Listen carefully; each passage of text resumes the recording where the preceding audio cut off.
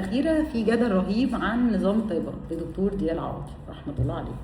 انا طبعا ماليش دعوه بشخصه، ربنا يرحمه وفي ذمه الله، بس انا كل اللي طالعه اقوله ان انا في ناس كتيره دخلت وسالتني كتير يا دكتور رايك ايه في النظام، وفي جدل ما بين الزوج وزوجته وجدل ما بين الناس في الشغل، ودي مؤامره لا مش مؤامره، ده كلام صح ده كلام غلط. فانا عشان انا من الناس اللي بتحاول تقدم نصايح للناس، فانا طلعت اعمل الفيديو ده عشان اقول رايي. انا لا طالعه انصح ولا انفي، انا طالعه اقول رايي السلبيات والايجابيات، وده رايي. ومنتهى البساطه يا جماعه، النظام انا شايفه ان هو السم في العسل، يعني هو حط حاجات صح جواه حاجات انا لا يمكن اوافق عليها. هو حط الصيام، والصيام اثنين وخميس و13 14 15، وانا طبعا مع النقطه دي.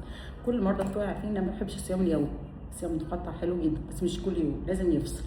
فساعات اقول لهم صوموا اثنين وخميس 13 14 15، صوموا يوم وافطروا يوم، ما عنديش مشكله في الصيام.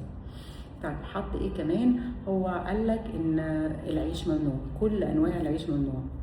انا انا بقالي 3 سنين منع الناس، كل الناس اللي ماشيه معايا عارف ان انا بمنع العيش كله، كل اشكاله، فينو، حبه كامله، سن، توست، كل ده ممنوع. انا بمنع العيش تماما. انا ممكن لو بدي عيش شعير، لكن ما بديش عيش خالص في قمح. فانا مع النقطه دي جدا. ايه كمان قالوا؟ ان هو قال ان احنا المفروض ما نشربش البيبسي، اكيد، ومش بس عشان الصودا زي ما قال، عشان الصودا والسكر الاثنين. لكن من السلبيات اللي هو قالها النوتيلا، وقال ان هو ده غذاء للمخ. لا، هو النوتيلا مش غذاء للمخ ولا السكريات، واكل السكر الكتير هو بيؤدي في الاخر لالتهابات عاليه في الجسم، وبيأذي الجسم، مش بيخليه حتى يقوم ويقوم مناعته.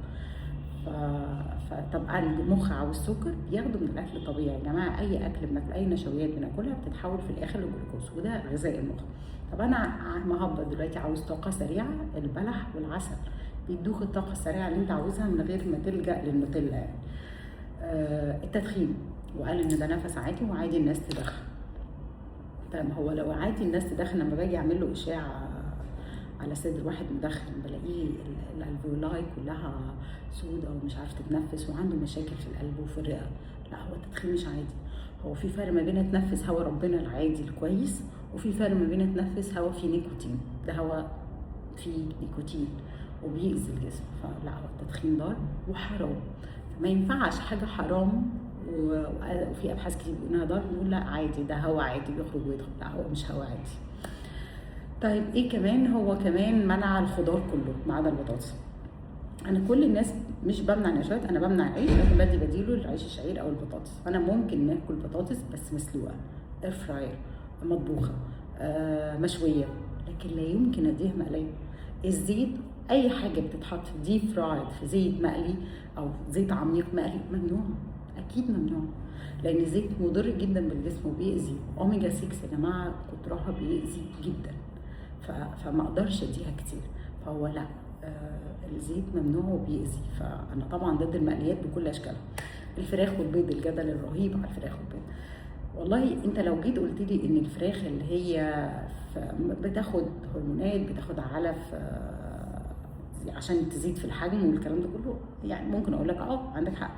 لكن الفراخ البلدي اللي الست في البلد او في الارياف بتربيها وما بتاكلهاش غير اكل طبيعي، دي غلط ليه؟ يعني ربنا خلق لنا البط والحمام والفراخ عشان ناكلهم، احنا هنحرمهم ليه وهنغلطهم ليه للناس؟ لا، هي الفراخ مش غلط. طب البيض يا جماعه هو من الفراخ، فهو برضو مش غلط خالص، بس هو البيض في ناس عندها حساسيه، وده مش ينطبق على البيض بس، على البيض او الفراوله او اي اكل عندك منه حساسيه. في بعض الناس عندها حساسيه من بعض الاكل، وده موجود من زمان.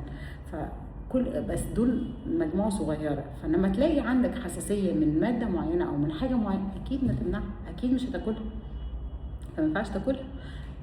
طب قالوا ان هو الجيوب الانفيه والكلام ده، والله يا سيدي جرب امنع البيض، حسيت ان الجيوب الانفيه اتحسنت، ده مش عشان معناه ان البيض غلط، هو البيض معاك انت بيأذيك، فتمام. دايما شوف الاكل معاك انت ايه اللي بيأذيك وايه اللي ما بيأذيكش، بس في الاخر ما نقولش ان دي قاعده عامه، مفيش قاعده عامه، ما ينفعش نظام واحد يمشي لكل الناس، ما ينفعش، لان انا غيرك، انت غير هي غير هو، كل واحد فينا حسب نظامه. عشان كده بيجي العيان في الكشف والمتابعه بنبدا نفصص الحاله ونشوف كل حاجه والهيستوري بتاعه وامراضه، عشان مش كل نظام ينفع لكل الناس، كل شخص ليه نظام مخصوص عشانه، عشان مظبوطه على جسمه هو وحالته الصحيه هو.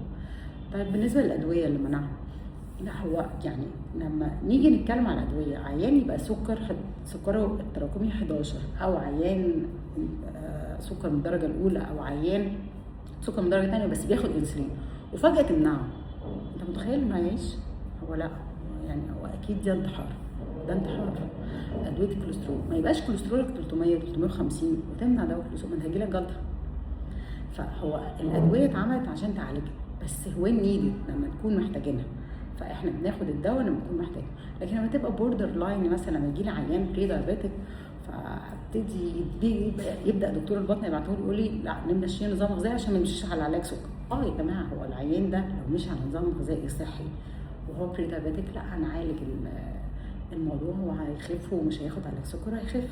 لكن ما يبقاش 11 ولا بياخد انسولين وتقولوا لي اما لا، مش هينفع طبعا. فعيان الكانسر اللي الناس بتقول عليه، برضه الكانسر مراحل. يعني لو في المرحله الاولى وابتدى يبقى في جو بيئه كويس ومفيش ستريس واكل صحي، اكيد جسمه هيقاوم، لان ربنا خلق لنا مقاومه طبيعيه في جسمنا وده موجود. لكن ما تجيش تقولي في ليت ستيج ويمنع العلاج، لا هيموت برضه. ففي الاخر انها كلها اعمار ربنا. بس يعني احنا بناخد الاسباب. عموما ده رايي في نظام التيبات. هو قال كام حاجه بس صغيره صح، وقال كذا حاجه تانية كوارث في رايي. عموما الموضوع في الاخر انت عندك مخ تفكر بيه وتشوف الصح تشوف الغلط، ولو عندك اسئله اسالني في الكومنتس. لكن ان انا اوحد نظام لكل الناس